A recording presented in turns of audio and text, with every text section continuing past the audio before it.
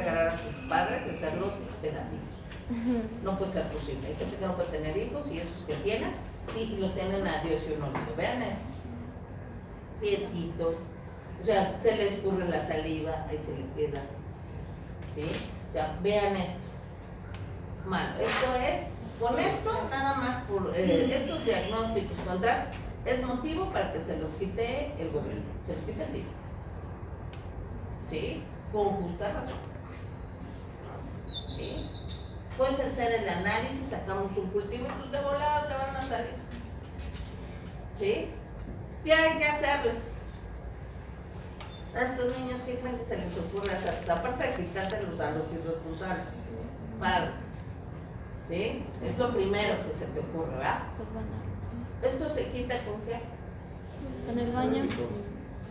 Hay que bañarlo, hay que cambiarlo diario. Una cosa es que lo bañan y otra cosa es que se cambia diario. Ropa limpia. ¿Sí? El pañal, que le cambian el pañal cada que se necesite cambiar un pañal. ¿Sí? Obviamente, estos microorganismos son oportunistas. ¿De acuerdo? Entonces tenemos aquí esto. Tenemos diagnósticos diferenciales, pero vean vean esto. ¿Sí? O sea, todo, estas formas, obviamente, ¿cómo estará el niño? Pues claro que llorón, ese niño está llorón, le duele, le arde. Comezón, ¿se imaginan cómo está el comezón de ese niño? No, pues se toca y se lo sigue embarrando.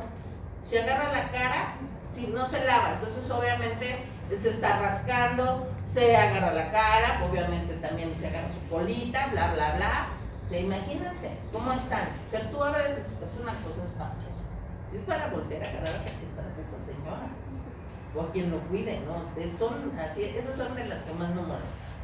Pues lo primero, aparte de echar a la lavadora, es el chamaco. ¿Sí? Le vamos a mandar tópicos. Y esto se quita, hagan de cuenta como magia. Lo lavaron, lo cambiaron y todo, y les mandas estos, el Bactron es muy frecuente, son sus dicloxacilinas tópicas, y se los untan y de volada se les quitan. Son maravillosos. ¿Sí? Pero obviamente el principal problema es el descuido. Y contra eso no podemos hacer nada. Contra eso no va a poder hacer nada. Los tratan y seguramente a la semana que se les olvidó que tenían hijo, otra vez. Son frecuentes. Entonces, pues sí son de denunciar. Creo que en el mismo hospital, la pediatra que no les preguntan, tienen cositas así raritas y ellos tienen obligación, ahí tienen, creo que permanentemente en el hospital algo del ministerio, no sé, y de volar entre el DIF y no les preguntan. Por eso han denunciado muchos casos de maltratos infantiles, ¿no? Imagínense, ¿de acuerdo? Entonces, estos se los mandamos, no son tan caras, realmente Bactron no es caro, se los mandas y vas a tener muy buenos resultados. Obviamente, pues lo mejor es la prevención, ¿no? No tenemos por qué llegar a esto cuando el paciente tiene. Obviamente, ¿por qué lo vemos en pato bucal? Porque boca es uno de los afectados. De la zona donde se duerme, ahí se le escurre la leche, ahí se le escurre la saliva, todo. No, de verdad, no pasa ni un trapo. Y eso es así indignante. A mí sí me molesta mucho. De los niños, los ves así y te dan el clásico. No se quiere lavar los dientes, doctora. Y el niño tiene 2 o 3 años. No se quiere lavar los dientes. Yo sí volteo y si le digo, ¿él manda? A ver, niño, cuida a tu mamá, ¿no? Cuida a tu mamá, nene. Ya es muy diferente cuando te traen un chamaco de 8, 9 años, 10 años. Doctora, no se quiere lavar los dientes. Si los tienes que lavar, mijo, te los tienes que lavar. Punto. Pero de menor de esa edad y que me diga eso la mamá, me dan ganas de estrangularlo. Bueno, a ver, usted es la que se tiene, usted es la que se tiene que parar con el niño a cepillarse. Los niños actúan por imitación. Entonces, si a usted la ve lavándose los dientes, el niño desde chiquito que te ve lavando los dientes quiere su cepillo. El niño te ve lavándote los dientes, quiere su pasta de dientes. ¿Sí? No le des a un niño, la primera vez que le das a ese chiquillo un cepillo y su pasta de dientes, no lo despegas del lavabo, o sea, ya les tienes que esconder la pasta de dientes. Seguro va a estar ahí todo el tiempo lavándose, y acaba de probar algo, toma agua y quiere irse a lavar los dientes. Eso es muy de niño. O sea, yo recuerdo todo eso en los niños, sí, por lo menos con mis hijos, así era. Y yo en los niños, entonces, ¿cómo de que no se va a dejar? Claro que se deja, llora porque nunca lo ve, porque ve que usted le cuesta trabajo hacerlo. Como usted lo odia, él también odia eso. Pues son por imitación. Entonces, antes de esa edad, o sea que, y las oye uno en la consulta, ¿eh? En la consulta están ahí. No, doctora, no quiere, o sea, usted hágalo. Y si usted no tiene por qué pegarle, no tiene por qué obligarlo. Y si la ve haciéndolo, lo va a hacer. No necesita ser mucho. ¿De acuerdo? O sea, vean, obvio, las orejas, también es otro sitio frecuente, volteas y le ves la oreja, si no le sale una rata de la oreja, porque de plano, pero vean ahí. Eso, así, niños sucios, voltean el lóbulo de la oreja y traen ahí tortas de moho. Sí, yo sí he visto. ¿Sí? Y ves a la mamá muy arreglada y el chamaco ya no puede ser porque primero es el chamaco, lo que ves en el no, ella puede estar arreglada, pero ve a su hijo así, sucia, ¿sí? Descuidada. O sea, si no te duele un hijo, no te duele nada, así de sencillo. Acuérdense, el que es miserable con su propia sangre no puede ser nuestra mamá. ¿De acuerdo? ¿Todos jóvenes? ¿Dudas hasta aquí? ¿No tenemos problema? Ok, bueno, esta bacteriana ya la vimos, osteomielitis, ¿no? Entonces no nos vamos a detener, estafilos, pues ya las vemos. Bueno, ahí vemos, estas fotos no las habíamos visto, de las complicaciones dijimos que las osteomielitis pueden ser en maxilares, por caries, enfermedad periodontal, traumatismos o radiación. Aquí tenemos unas por traumatismos, ¿de acuerdo? O por supuesto las más frecuentes por infecciones dentales, que esto ya lo habíamos visto, agudas, crónicas, como la de Garré, por ejemplo, y bueno, las focales o difusas, tratamientos, pues obviamente dijimos que aquí necesitamos de amplio espectro, principalmente es penicilina, pero utilizamos mucho las clínicas. ¿Todos? Otra, bacteriana. El Mycobacterium tuberculosis. Y se llama así porque es un bacilo y pensaban que era un hongo. ¿De acuerdo? Las más frecuentes, por supuesto, tuberculosis, que es la más frecuente, y lepra. ¿Sí? Es bien rara la lepra, pero todavía existe lepra. ¿Sí? Por increíble que parezca, es lepra. Ambas eran consideradas como enfermedades que eran muy relacionadas con hacinamiento, ¿sí? En zonas donde eran muy sucios, no había higiene, bla bla. ¿De acuerdo? Lepra y tuberculosis ha sido descrito desde el año de la Cachivache. Ustedes van y leen la Biblia, desde la Biblia te describen la lepra, ¿no es cierto? Una tuberculosis. La dama de las camelias y todo eso, ya, tuberculosis, ¿no es cierto? Entonces, imagínense desde cuándo está descrito esto. Transmisión en ambas, gotas de saliva. Lepra no es tan fácil de que te contagies de lepra. ¿Sí? Fíjense lo curioso, porque ese es un mito. Cuando ves y describen a los leprosos y que además los tenían hacinados y demás, pues resulta que para que te contagies de lepra, tú puedes dormirte con un paciente leproso y no te contagias. Muy difícil contagiarse de lepra. Muy así, rarísimo, rarísimo. Es más, para poder obtener un cultivo del microorganismo, del Mycobacterium leprae, es así como sacarte la lotería. Esos bichos de lepra los inoculan en vivo. ¿En quién? En las patas de las ratas. Ahí es donde los inoculan, en vivo. Es bien difícil aislar el microorganismo, muy difícil, y por eso es difícil el diagnóstico de lepra. Entonces, que te contagies de eso así, muy fácil. No, puedes convivir con esa persona, es más, dormirte con ella y no te contagias. A menos que estés inmunosuprimido terriblemente. Y entonces, en los tiempos de la Biblia, de Babilonia, de todos esos rollos, pues eran los esclavos los que los tenían. ¿Y cómo los tenían? Pues muertos de hambre, ¿no? Pues ¿cómo está tu sistema inmunológico? Deprimido. Esa era la razón por lo que eso se contagiaba fácil. Pero en realidad, si el sistema inmunológico está bien, o sea, es imposible, ¿sí? Solamente he visto pacientes con lepra, solamente los he visto en el Hospital General. Es el único lugar donde yo vi lepra, ¿sí? Y además esos pacientes no los confundes con otra cosa, porque efectivamente una de las características, hay muchas formas de lepra, pero una de las características de lepra es que deforma la cara. Y entonces les da esas erupciones cutáneas que les dan a los pacientes, les dan un aspecto de la cara como si fuera de un león. Pues tienen esas características leoninas.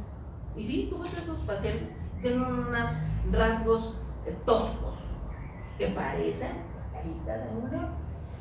¿Sí? ¿De acuerdo? ¿Cuál sí es fácil? Tuberculosis.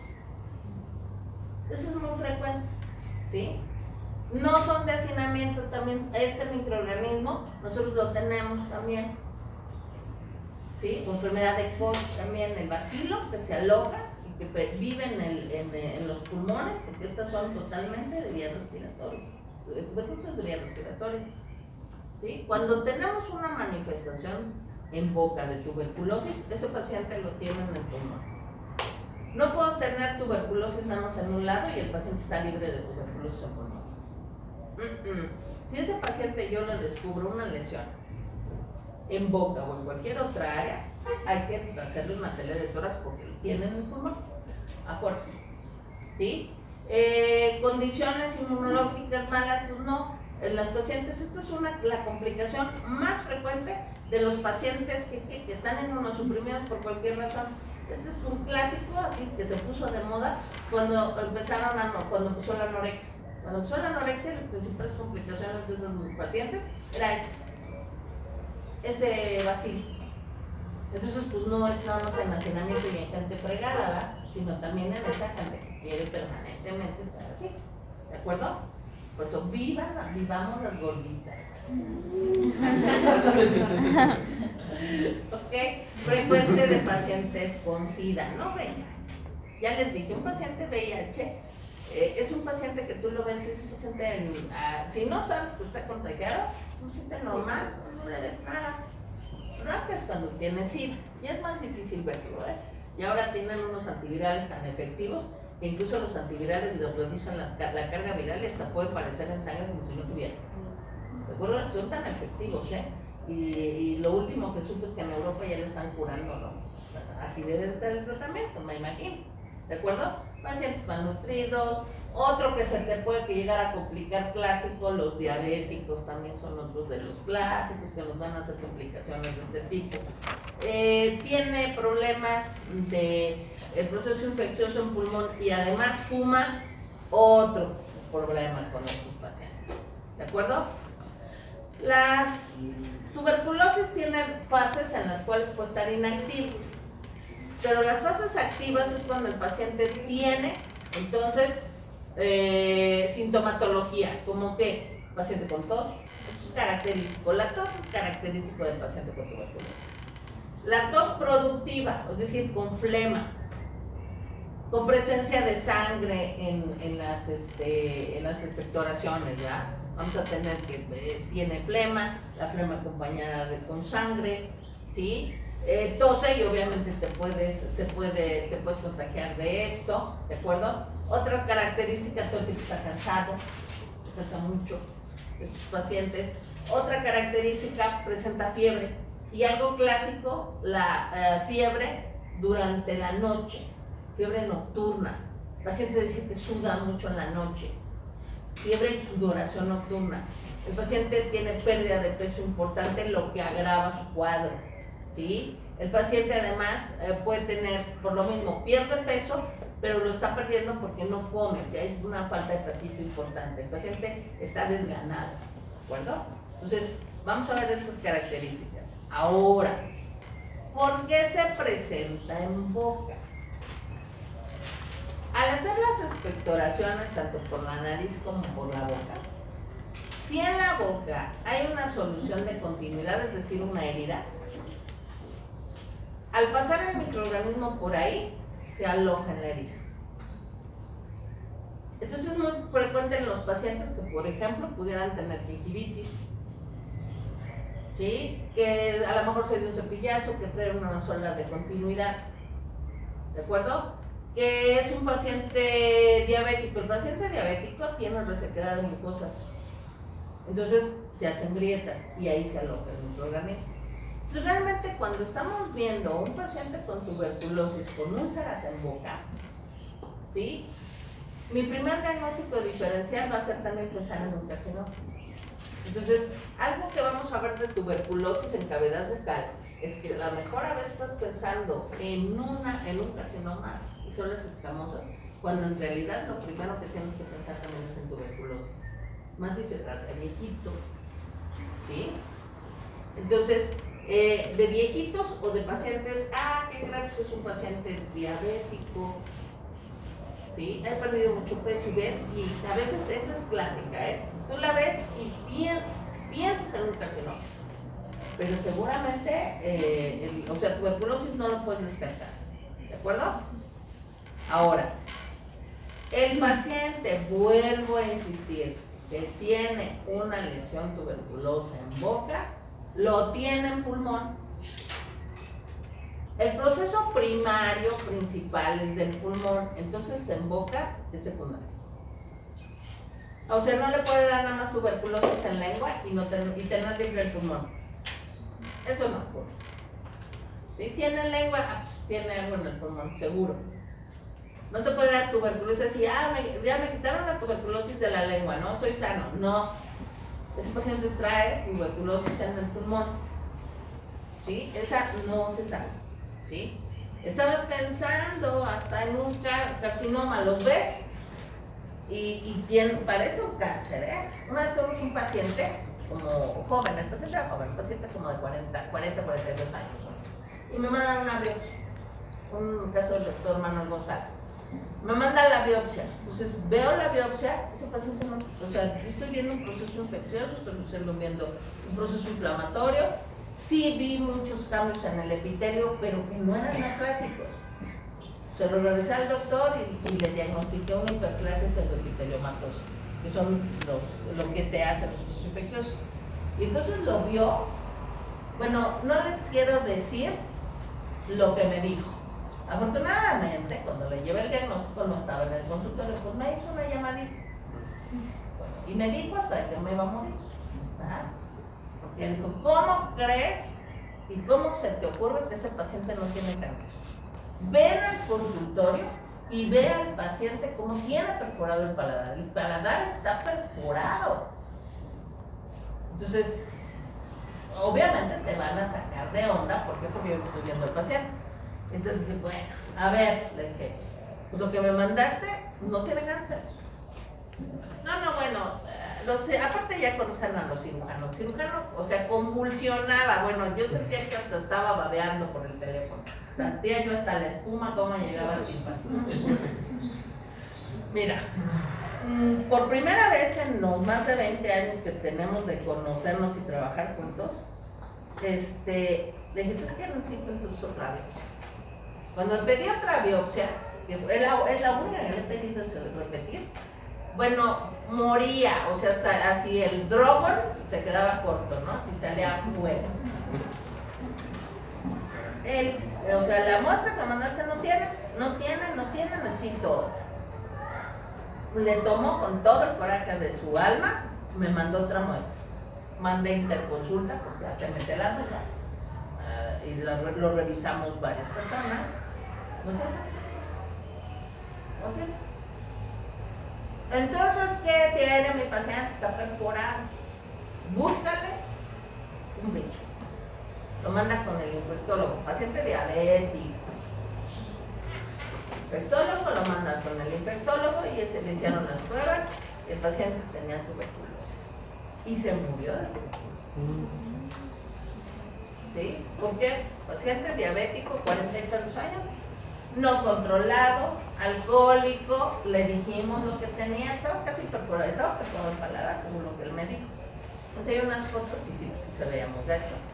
Entonces el paciente le da, lo mandamos con el infectólogo, le damos el diagnóstico, tal, se va y un día me habla, ¿sabes dónde está el paciente? No sé dónde está el paciente, está en terapia intensiva. Se fue a su casa, no regresó jamás, estuvo un mes, se dedicó a la copa, a entrarle más a la copa, tuvo una complicación, obviamente, ¿sí?